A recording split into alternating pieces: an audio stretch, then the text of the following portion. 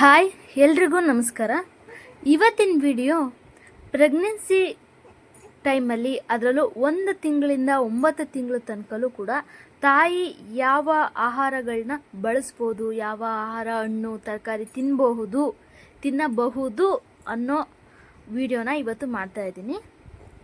ಪ್ರೆಗ್ನೆನ್ಸಿಯಲ್ಲಿ ತಾಯಿ ಮತ್ತು ಮಗುವಿನ ಆರೋಗ್ಯಕ್ಕೆ ಪೌಷ್ಟಿಕ ಆಹಾರ ತುಂಬ ಮುಖ್ಯ. ಅದರಲ್ಲಿ ಯಾವ್ಯಾವ ಆಹಾರ ಸೇರಿಕೊಳ್ಳುತ್ತೆ ಅಂತ ನಾವು ನೋಡ್ತಾ ಹೋಗೋದಾದರೆ, ಮೊದಲನೇದು ಹಾಲು. ಇದರಲ್ಲಿ ಮುಖ್ಯವಾಗಿ ಕ್ಯಾಲ್ಸಿಯಂ ಮತ್ತು ಪ್ರೋಟೀನ್ ಇರುತ್ತೆ.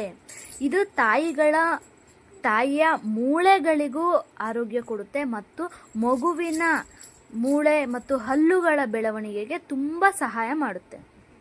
ನಂತರ ಮೊಟ್ಟೆಯಲ್ಲಿ ಉತ್ತಮ ಗುಣಮಟ್ಟದ ಪ್ರೋಟೀನ್ ಮತ್ತು ಕೋಲಿಯನ್ ಇರುತ್ತೆ. ಇದು ಮಗುವಿನ ಬೆಳವಣಿಗೆಗೆ ಸಹಾಯ ಮಾಡುವ ಪ್ರಮುಖ ಪೋಷಕಾಂಶಗಳನ್ನು ನೀಡುತ್ತೆ. ಚೆನ್ನಾಗಿ ಬೇಯಿಸಿದ ಮೊಟ್ಟೆಯನ್ನು ಸೇವಿಸ್ಬೋದು. ನೆಕ್ಸ್ಟ್ ಸೊಪ್ಪುಗಳಂದ್ರೇ ಎಲ್ರಿಗೂ ಗೊತ್ತು. ಐರನ್ ಅಂಶ ಜಾಸ್ತಿ ಇರುತ್ತೆ, ವಿಟಮಿನ್ಸ್ ಇರುತ್ತೆ, ಮಿನರಲ್ಸ್ ಇರುತ್ತೆ. ವಿಶೇಷವಾಗಿ ಫಾಲಿಕ್ ಆ್ಯಸಿಡ್ ಕಂಟೆಂಟ್ ಕೂಡ ಕೆಲವು ಸೊಪ್ಪುಗಳಲ್ಲಿರುತ್ತೆ. ಸೊ ಎಲ್ಲ ಸೊಪ್ಪುಗಳು ಕೂಡ ತುಂಬ ಒಳ್ಳೆಯದು. ನೀವು ಆದಷ್ಟು ಸೊಪ್ಪನ್ನು ಜಾಸ್ತಿ ತಿನ್ನೋದ್ರಿಂದ ನಿಮಗೆ ಡೈಜೆಷನ್ಸ್ ಕೂಡ ಚೆನ್ನಾಗಾಗುತ್ತೆ. ನಂತರ ಹಣ್ಣುಗಳಲ್ಲಿ ಅಂತ ಬಂದರೆ ಸೇಬು, ಕಿತ್ತಳೆ, ಬಾಳೆಹಣ್ಣು, ಪೇರಳೆ, ವಿವಿಧ ಹಣ್ಣುಗಳನ್ನ ನೀವು ಸೇವಿಸ್ಬೋದಾಗಿರುತ್ತೆ. ವಿಟಮಿನ್ಸ್, ಮಿನರಲ್ಸ್, ಫೈಬರ್ಸ್ ಎಲ್ಲದೂ ಕೂಡ ಹಣ್ಣುಗಳಿರುತ್ತೆ. ಸಾಮಾನ್ಯವಾಗಿ ಎಲ್ಲ ಹಣ್ಣುಗಳನ್ನು ಸೇವಿಸಬಾರ್ದು ಅನ್ನೋ ಹಣ್ಣುಗಳನ್ನ ನಾವು ನೆಕ್ಸ್ಟ್ ವಿಡಿಯೋದಲ್ಲಿ ನೋಡೋಣ. ಮತ್ತು ನಿಮಗೆ ಗೊತ್ತಿರೋ ಹಾಗೆ ಡ್ರೈ ಫ್ರೂಟ್ಸು ಪ್ರೆಗ್ನೆನ್ಸಿಯಲ್ಲೂ ತಗೋಬೋದು ಮತ್ತು ನಿಮ್ಮ ಬಾಣಂತರದಲ್ಲೂ ಕೂಡ ತಗೋಬೋದಾಗುತ್ತೆ. ನಾವು ಪ್ರೆಗ್ನೆನ್ಸಿ ಟಾಪಿಕಲ್ಲಿ ಮಾತಾಡೋದಾದರೆ ಬಾದಾಮಿ, ಗೋಡಂಬಿ, ವಾಲ್ನಟ್, ಒಣದ್ರಾಕ್ಷಿ ಅಂತ ಡ್ರೈ ಫ್ರೂಟ್ಸು, ಹಲವಾರು ಥರದ ಡ್ರೈ ಫ್ರೂಟ್ಸ್ಗಳಿದ್ದಾವೆ. ಎಲ್ಲ ಕೂಡ ಹೆಲ್ದಿ ಫ್ಯಾಟ್ಸ್ ಇರುವ ಡ್ರೈ ಫ್ರೂಟ್ಸ್ನ ತಗೊಳೋದ್ರಿಂದ ಫೈಬರ್ ಕಂಟೆಂಟ್ ನಮ್ಮಲ್ಲಿ ಜಾಸ್ತಿ ಆಗುತ್ತೆ. ಇದರಲ್ಲೂ ಕೂಡ ಮಿನರಲ್ಸ್ ಇರುತ್ತೆ. ಅದಾದರೆ ರಾಗಿಯಲ್ಲಿ ಕ್ಯಾಲ್ಸಿಯಂ, ಐರನ್ ಮತ್ತು ಫೈಬರ್ ಉತ್ತಮ ಪ್ರಮಾಣದಲ್ಲಿರುತ್ತೆ. ರಾಗಿ ಮುದ್ದೆ ಅಂದರೆ ನಿಮಗೆ ಡೈಜೆಷನ್ಸ್ ಆಗಲ್ಲ, ಜೀರ್ಣ ಆಗಲ್ಲ ಇದರಿಂದ ಅಂತ ಏನಾದರೂ ತಲೆಯಲ್ಲಿದ್ದರೆ ದಯವಿಟ್ಟು ಅದನ್ನು ಬಿಡಿ.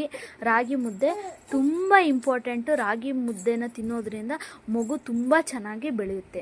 ನಂತರ ಕೆಲವು ಕಡೆ, ಅದರಲ್ಲೂ ನಿಮಗೆ ಗೊತ್ತಿರೋ ಥರ ಕೆಲವು ಕಡೆ ರಾಗಿ ಮುದ್ದೆ ಬಳಸ್ತೀವಿ, ಕೆಲವು ಕಡೆ ರೊಟ್ಟಿ ಬಳಸ್ತೀವಿ. ಸೊ ರೊಟ್ಟಿನೂ ಕೂಡ ತುಂಬ ಒಳ್ಳೆಯದು. ನಾನು ಕೂಡ ರೊಟ್ಟಿನ ತುಂಬ ಆಸೆ ಪಟ್ಟು ತಿಂತಿದ್ದೆ. ಅದರಲ್ಲೂ ಅಕ್ಕಿ ರೊಟ್ಟಿನ ತುಂಬ ಇಷ್ಟಪಟ್ಟು ಬೆಣ್ಣೆ ಜೊತೆ ತಿಂತಾಯಿದ್ದೆ ನಾನು. ಜೋಳದ ರೊಟ್ಟಿಯಲ್ಲಿ ಫೈಬರ್ ಮತ್ತು ಮಿನರಲ್ಸ್ ತುಂಬ ಇರುತ್ತೆ. ತರಕಾರಿ ಪಲ್ಯದ ಜೊತೆ ಅಥವಾ ಬೇಳೆ ದಾಲಿನ ಜೊತೆ ಅಥವಾ ಮೊಟ್ಟೆ ಬೇಯಿಸಿ ಮಾಡಿದಂತಹ ಯಾವುದೇ ಒಂದು ಕರ್ರಿ ಜೊತೆ ತಿನ್ನೋದು ತುಂಬ ಒಳ್ಳೆಯದು. ನೀವು ಯಾವುದೇ ರೀತಿ ಎಲ್ಲ ಬಗೆಯ ರೊಟ್ಟಿಗಳನ್ನು ಕೂಡ ನೀವು ಸೇವಿಸ್ಬೋದು. ನಂತರ ತರಕಾರಿ ಪಲ್ಯ ಅಂತಂದರೆ ಒಂದೇ ತರಕಾರಿ ಅಂತ ಹೇಳಕ್ಕೆ ಬರಲ್ಲ. ವಿಧ ವಿಧವಾದ ತರಕಾರಿ ಪಲ್ಯಗಳನ್ನು ಕೂಡ ನೀವು ಸೇವಿಸ್ಬೋದು. ಇದರಲ್ಲೂ ಕೂಡ ವಿಟಮಿನ್ಸ್, ಮಿನರಲ್ಸ್, ಫೈಬರ್ ಸಿಗುತ್ತೆ. ಮತ್ತು ಚಿಕನ್ ತಿನ್ಬೋದಾ? ವೆಜಿಟೇರಿಯನ್ ಆದರೆ ಓಕೆ, ನೀವು ಮೊಟ್ಟೆ ಟ್ರೈ ಮಾಡಿ, ಹಾಲು ಕುಡೀರಿ, ತರಕಾರಿಗಳನ್ನ ತಿನ್ನಿ. ಬಟ್ ನಾನ್ ವೆಜಿಟೇರಿಯನ್ ಆಗಿದ್ದರೆ ದಯವಿಟ್ಟು ನೀವು ಮಿಸ್ ಮಾಡದೆ ಚಿಕನನ್ನು ಬಗೆಯಾಗಿ ವೆರೈಟಿಯಾಗಿ ನಿಮಗೆ ಯಾವ ಥರ ಬೇಕೋ ಆ ಥರ ಮಾಡಿಸ್ಕೊಂಡು, ಯಾವ ಥರ ಬೇಕೋ ಆ ಥರ ಟೇಸ್ಟಲ್ಲಿ ನೀವು ಚಿಕನನ್ನು ಪ್ರತಿದಿನ ಲಿಮಿಟಾಗಿ ತಿನ್ನೋದು ಕೂಡ ತುಂಬಾ ಒಳ್ಳೆಯದು. ನನಗೂ ಕೂಡ ನಮ್ಮ ಗೈನಕಾಲಜಿಸ್ಟು ನೀವು ನಾನ್ ವೆಜ್ನ ಪ್ರತಿದಿನ ಮೊಟ್ಟೆ ತಿಂದರೂ ಒಳ್ಳೆಯದು ಅಂತಲೇ ಹೇಳಿದರು. ಸೊ ವಿಟಮಿನ್ B12 ಸಿಗುತ್ತೆ. ಇದರಿಂದ ಗರ್ಭಾವಸ್ಥೆಯಲ್ಲಿ ಮಾಂಸಾಹಾರ ಸೇವಿಸಿದರೆ ಮಗು ತುಂಬ ಚೆನ್ನಾಗಿ ಬೆಳೆಯುತ್ತೆ.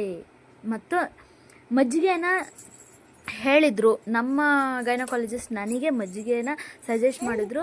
ಊಟ ಆದಮೇಲೆ ಮಧ್ಯಾಹ್ನ ಟೈಮಲ್ಲಿ ನೀನಿಗೆ ಯಾವಾಗ ಬಾಯಿಯರಿಕೆ ಅಂತ ಅನಿಸುತ್ತೆ ಅವಾಗೆಲ್ಲ ಮಜ್ಜಿಗೆ ತಗೊಳ್ಳೋದು ತುಂಬ ಒಳ್ಳೆಯದು ಅಂತ ಹೇಳಿದ್ರು. ನಾನು ಕೂಡ ತುಂಬ ಮಜ್ಜಿಗೆನ ಕುಡಿತಾ ಇದ್ದೆ. ಅದು ಇಷ್ಟನೂ ಕೂಡ ನನಗೆ. ಸೊ ಮಜ್ಜಿಗೆ ಕುಡಿಯೋದ್ರಿಂದ ದೇಹಕ್ಕೆ ದ್ರವಾಂಶವನ್ನು ಕೂಡ ಒದಗಿಸುತ್ತೆ. ಸೊ ಇದರಿಂದ ನಮಗೆ ಕ್ಯಾಲ್ಸಿಯಂ ಮತ್ತು ಪ್ರೋಟೀನ್ ಕೂಡ ಸಿಗುತ್ತೆ. ಮಜ್ಜಿಗೆನ ನೀವು ಪ್ರತಿದಿನ ಸೇವಿಸೋದು ತುಂಬಾ ಒಳ್ಳೆಯದು. ಮಜ್ಜಿಗೆ ಕುಡೀರಿ, ತಂಪಾಗಿರುತ್ತೆ ಮತ್ತು ಬಾಡಿಯಲ್ಲಿ ನೀರಿನ ಅಂಶ ಚೆನ್ನಾಗಿರುತ್ತೆ.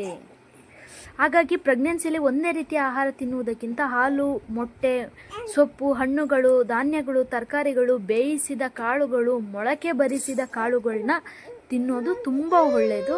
ಆಮೇಲೆ ಡಾಕ್ಟರ್ ಕೊಟ್ಟಿರುವ ಫಾಲಿಕ್ ಆ್ಯಸಿಡ್, ಐರನ್, ಕ್ಯಾಲ್ಸಿಯಂ ಮುಂತಾದ ಸಪ್ಲಿಮೆಂಟ್ರಿಗಳಿರುವಂಥ ಟ್ಯಾಬ್ಲೆಟ್ ಕೂಡ ಟೈಮಿಗೆ ತಗೊಳ್ಳಿ. ಇಂಥದ್ದೇ ಪ್ರೆಗ್ನೆನ್ಸಿ ವಿಡಿಯೋಗಾಗಿ ಪ್ಲೀಸ್ ಸಬ್ಸ್ಕ್ರೈಬ್ ಮಾಡಿ. ಏನೇ ಡೌಟ್ ಇದ್ದರೂ ಪ್ಲೀಸ್ ಕಮೆಂಟ್ ಮಾಡಿ, ರಿಪ್ಲೈ ಮಾಡ್ತೀನಿ. Thank you.